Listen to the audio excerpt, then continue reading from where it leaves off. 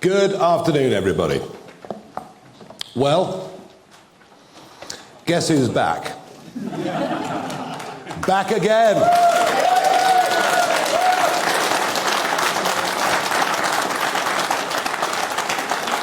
I did not for one moment think I'd be standing here and doing this ever again, but I am, and I'm doing it. But I come out of retirement, and I'm doing it because I genuinely feel that Britain is broken, that nothing actually works anymore, that we're broken economically as our national debt explodes, as our debt repayments are now over £90 billion a year, interestingly, the same amount as the education budget.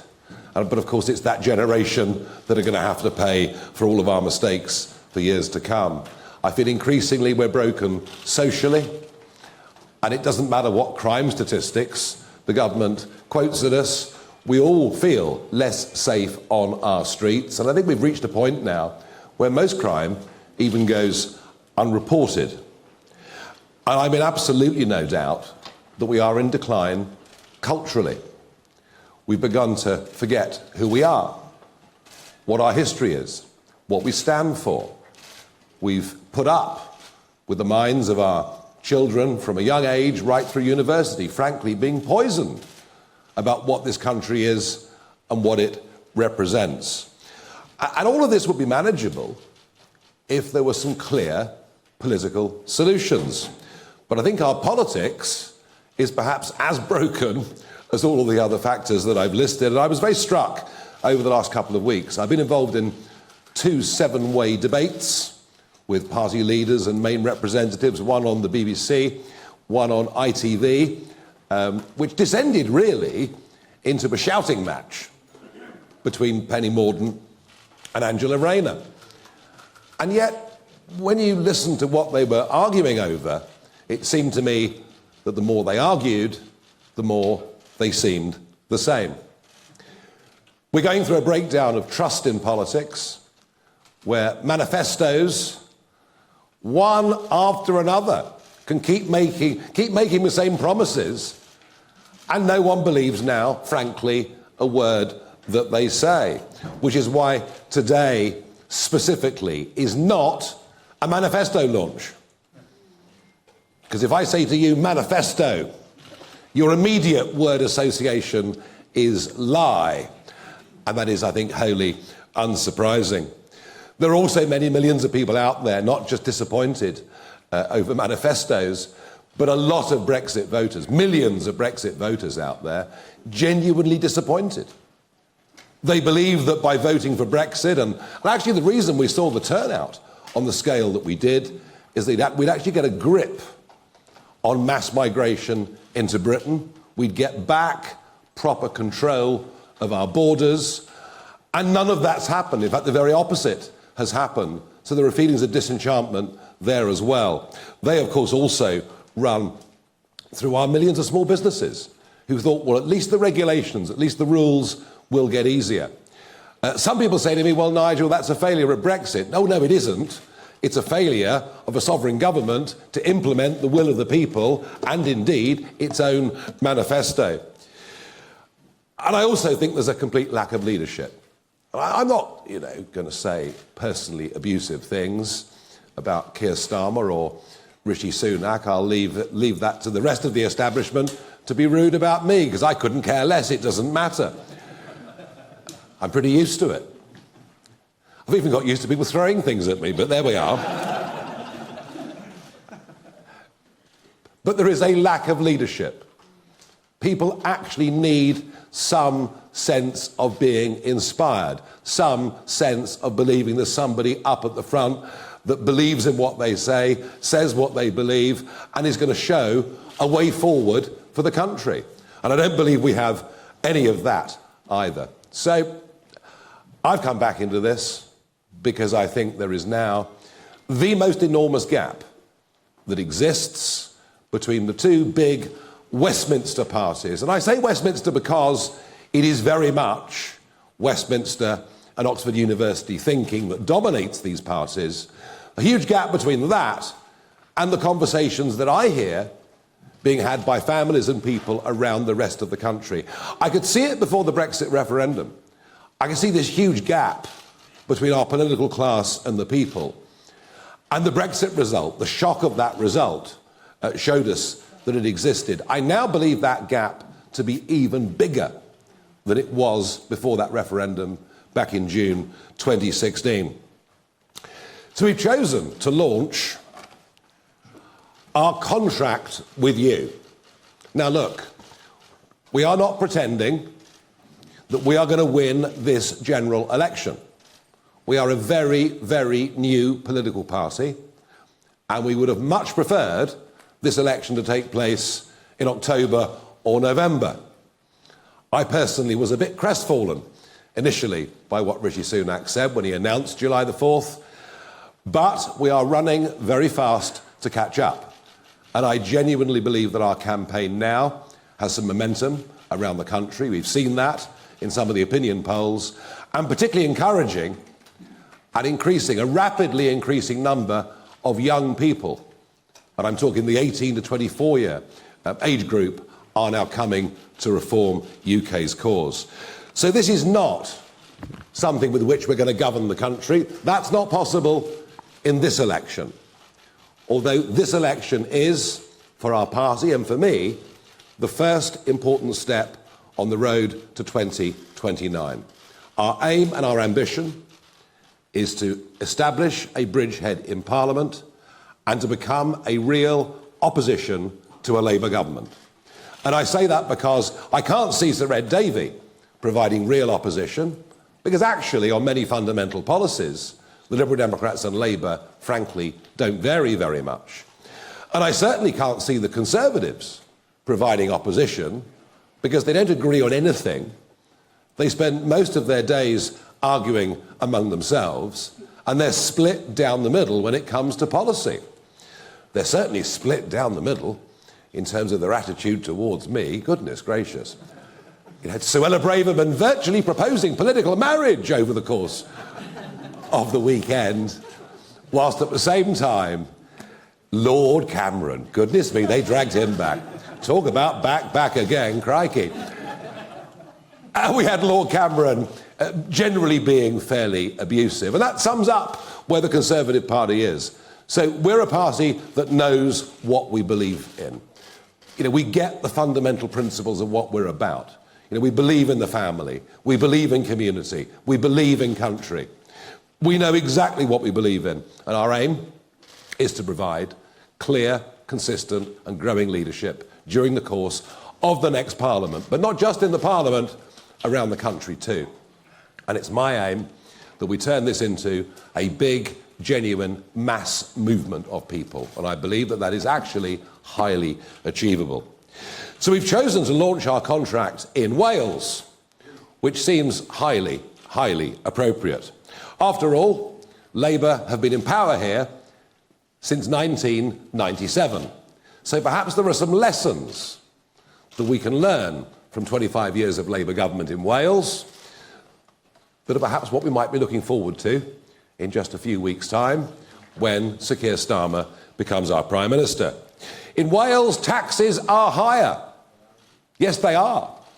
Council tax is higher, on average about £500 per median property, than it is in England. Interesting, isn't it, that when the question is being asked of Starmer and others on council tax in England, they've precious little to say. So the people in Wales pay more taxes, and spending per capita is higher in Wales than it is in England.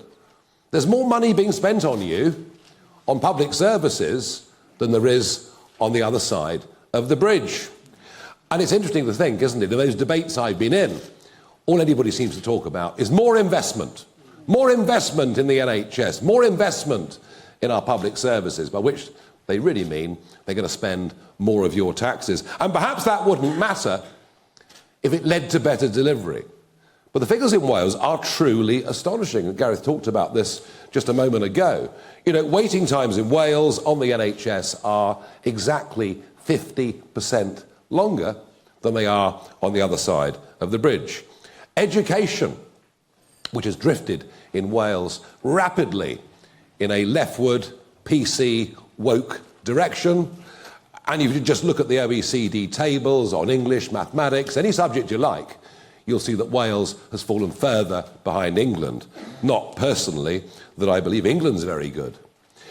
And a Labour government in Wales reduces your freedoms, reduces your choices, ends right to buy and many other schemes which damage aspiration, particularly for young people who want to get on.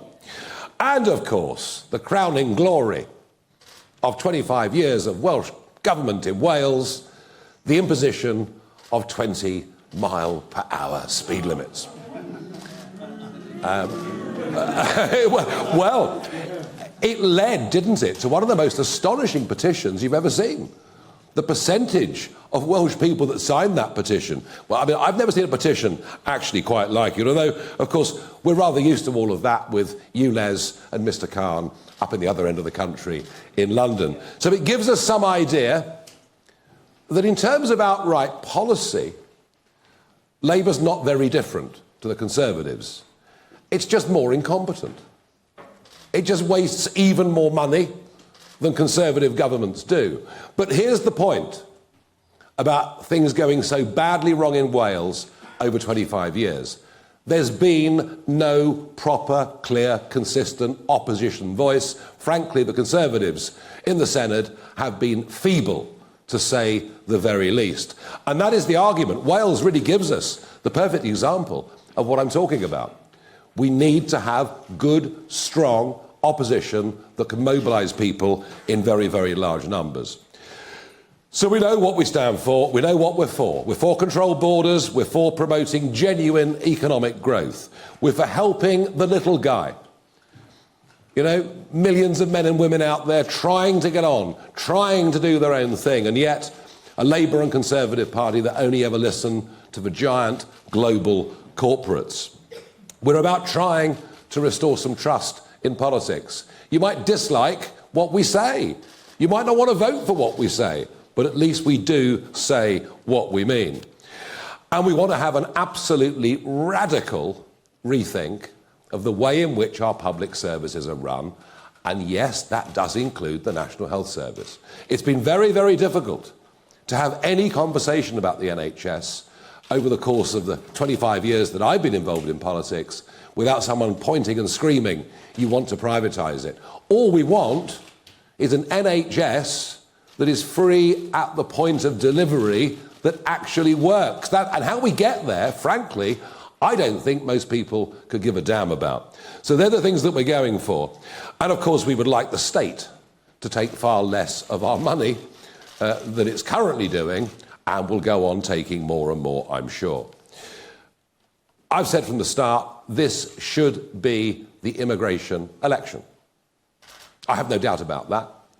I think the population explosion, the impact that it's had on people's lives, is the dominant issue.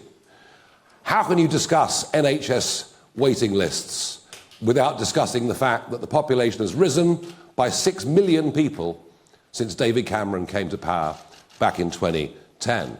How can you talk about a shortage of housing where we need to build one new dwelling every 2 minutes just to cope with current levels of net migration? How can you talk about any of these things? So we believe this is what we should be talking about. But of course the others would rather not discuss it. The Conservatives are attempting for a 5th manifesto in a row to tell us they'll reduce the numbers. But then they told us in 2010 and 2015 and 2017 they'd reduce net migration to tens of thousands a year. They promised in 2019, with Brexit controls, we'd massively reduce the levels of unskilled labour coming into Britain. Well, it's running at getting on for net 750,000 a year. And when you look at those that have come and stayed, it's incredible to think that 1 in 30 people on the streets of Britain today have come here in the last 2 years alone. Never before in history have we ever seen literally anything like it. And as for Labour, well, it's extraordinary that they launched their manifesto with their 6 key priorities, not even mentioning immigration, not even mentioning the impact on people's lives. So we want to have a proper, honest debate about it, and we believe that an overall freeze on net migration numbers is what we need for a few years to help us at least try to catch up. We also have to say it's only right and proper that you only get benefits in this country once you've been here for 5 years, obeyed the law, and paid your taxes. Again, these are policies that are discriminatory in favour of British taxpayers and British people. If you go to work in Australia, you won't get benefits or dental care. You'll have to pay into the system for years and obey the law. We're doing what a good, sensible country should do, recognising that the first duty of a British government is to its own people and not to anybody else.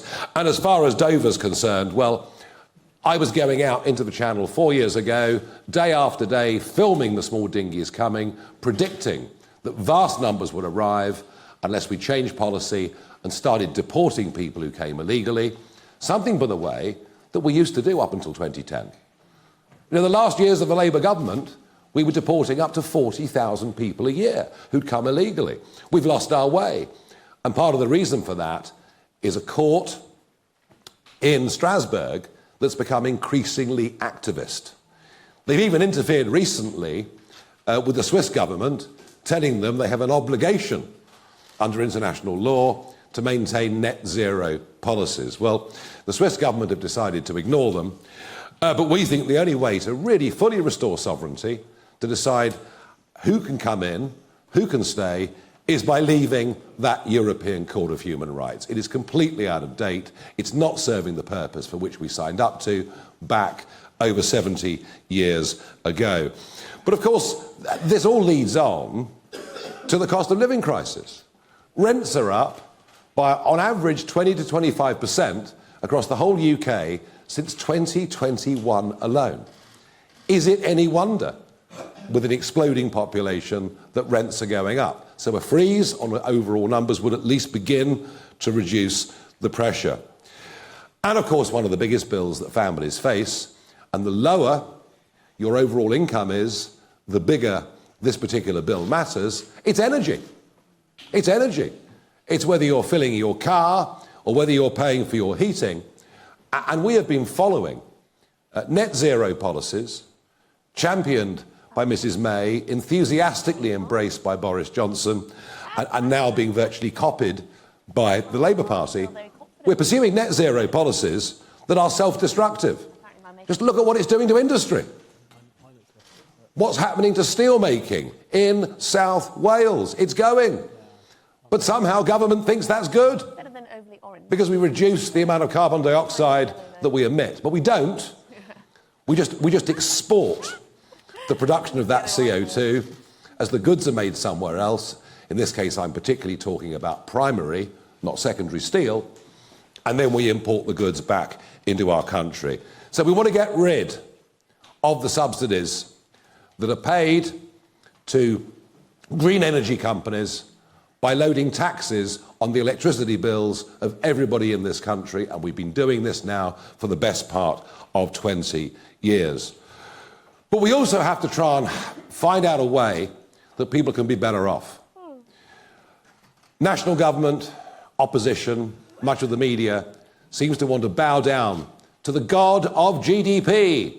Our gross domestic product rose last year. Isn't that great? Well, if you massively increase the population, it's perhaps not surprising, with more people, that the overall size of the economy would grow. But here's the key. Coinciding with record levels of migration into Britain, we have now seen 6 consecutive quarters of GDP per head falling. We're getting poorer. The mass import of cheap, unskilled foreign labour may work for your big multinational company who want as cheap a labour as possible and couldn't give a damn about the social consequences, but it's not working.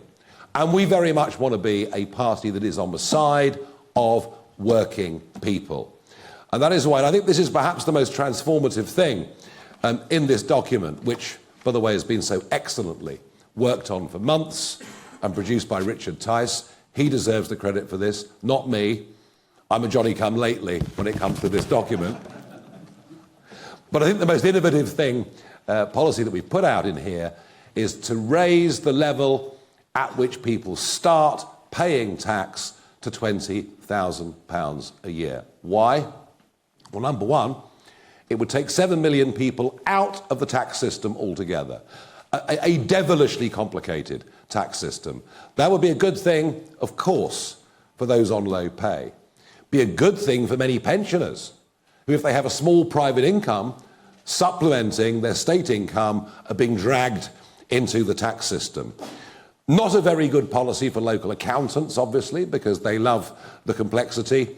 Not a good policy for civil servants, because we could probably get rid of a few with a mass simplification like this, but also a huge incentive, a massive incentive to get people back to work. And I'll talk a little bit more about that right at the end. We also think inheritance tax, and it depends where you live and what property values are, and this is not as relevant here as it perhaps is in the home counties. But, you know, an average semi-detached house in South London is now, when the parents die, attracting, you know, inheritance tax. This was never designed for people in the middle. It was always designed for those at the upper income scale. So we'd go to £2 million on an estate before anybody paid inheritance tax. So simplification matters to us. But it's wealth creation. You know, Labour have launched their manifesto talking about wealth creation. But I didn't see a single thing in there that would create wealth. And that is because our political class is stuck in the global corporate mindset. I saw this in 20 years in Brussels, where it was the influence of big businesses with their lobby that dominated the way, totally dominated the way that politicians thought. This sort of unholy triumvirate, if you like, of big business, big banks, and big politics. And we genuinely are on the side of the 5.5 million men and women out there running their own small companies, acting as sole traders, who feel government is their enemy. And it's their enemy whatever the colour of the rosette.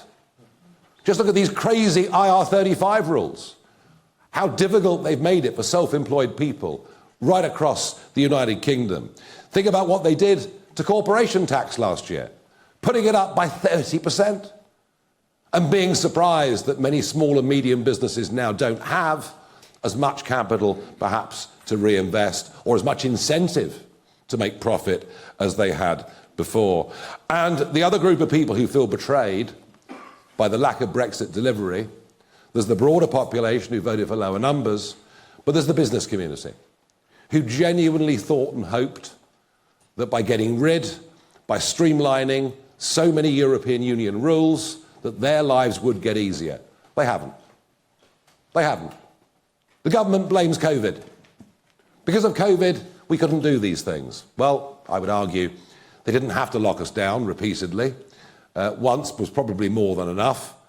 But we have not. And you know, Rishi Sunak and others promised they'd get rid of thousands of EU laws. They simply haven't done it. And actually, in some sectors, the regulatory authorities in Britain have made life for men and women running small businesses even harder than it was during the time of EU membership. So we believe that genuine economic growth doesn't come from half a dozen giant multinationals. It comes from a simultaneous actions of hundreds of thousands of people, millions of people, deciding they're going to have a go. And of course, these people don't benefit on holiday pay, they don't benefit on sickness pay. These actually really, economically, these men and women are the heroes of the country. They deserve encouragement, and the more people that do it, the greater the wealth that we will create. And we need wealth. Of course we need wealth. And one of the areas where we need to spend money is defence. I can't think the world has been in a more perilous place at any point in my lifetime. I was born after the Cuban Missile Crisis, just to clarify. Only just. And frankly, this balmy idea of saying we're going back to national service. Oh, no, we're not. All we're going to do is take 30,000 young people and at vast expense give them a year's training. What we ought to be doing is saying, look, There were 100,000 people in the army in 2010. There are 72,000 people in the army now. Let's not recruit 30,000 part-timers. Let's actually recruit 30,000 people full-time to be in the services, and a similar principle, of course, would apply across the Navy and the Air Force. And in terms of expenditure, look, we think government should push on to 2.5% and then 3% of GDP as quickly as they possibly could. I think we've neglected defence very, very badly.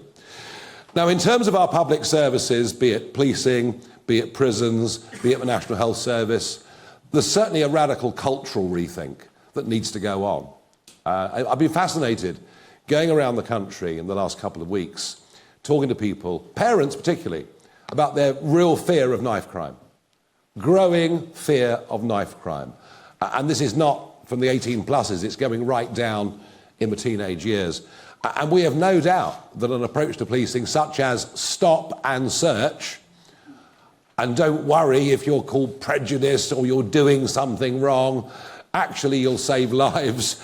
We're going to have to get much tougher on low-level crime. And I mean shoplifting. I mean, can you believe it? You could all go out and shoplift, it's fine. Up to £200 you can nick and no one's going to prosecute you. So I think a different approach culturally across crime and policing.